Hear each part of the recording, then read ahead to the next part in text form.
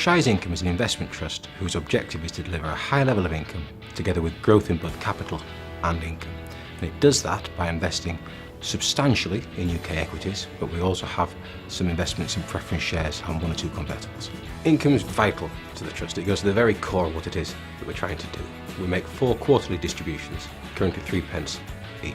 One of the things that people sometimes say to us is, Ed, why do you have some of these lower yielding businesses in a trust that is so geared towards generating income? And it's because we recognise that a high initial yield but without growth in the income for our investors is not attractive for them. Ultimately, it will be eroded by inflation. By having some of these often lower yielding companies, that's where our potential for future growth in income will come from.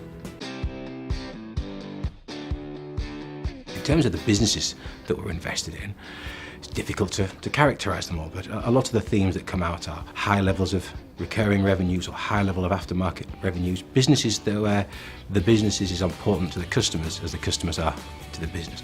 Companies that have got pricing power, for instance. Companies from a financial perspective that have a strong balance sheet. I think a strong balance sheet is crucial. Now, there are certain businesses that are attractive to us, and so you tend to see that we are underweight the oil and gas majors because they're such an enormous part of the sector. We don't think you can really have a sensibly diversified portfolio that's got the kind of weightings that Shell and BP are in the index. We tend to be underweight the mining companies, where the miners are quite interesting. I think that's a classic example of where a low PE doesn't necessarily equate to a cheap company. As fundamental bottom-up investors, we think it particularly suits our skill set to invest in small companies.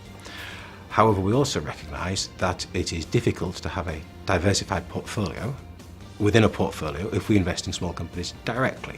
And so we use a vehicle called Aberdeen Small Companies High Income Trust, which is an investment trust that we run on the desk. So the whole team is intimately familiar with the businesses that are in that portfolio.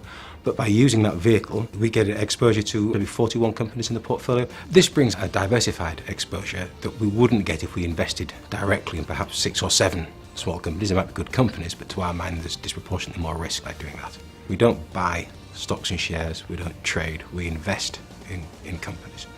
And in order to make those kinds of decisions, we have to engage in some really rigorous proprietary research, our own due diligence. If you were to come down and look at my desk now, or the team's desk, you wouldn't see it covered in broker reports. You'd see it covered in the work that we've been doing on the companies that we've been researching. We believe that we should be a team rather than a set of stars, and therefore everybody, from the most junior people to the head of the desk, has input in terms of the companies that we're going to invest in and how we're going to construct our portfolios.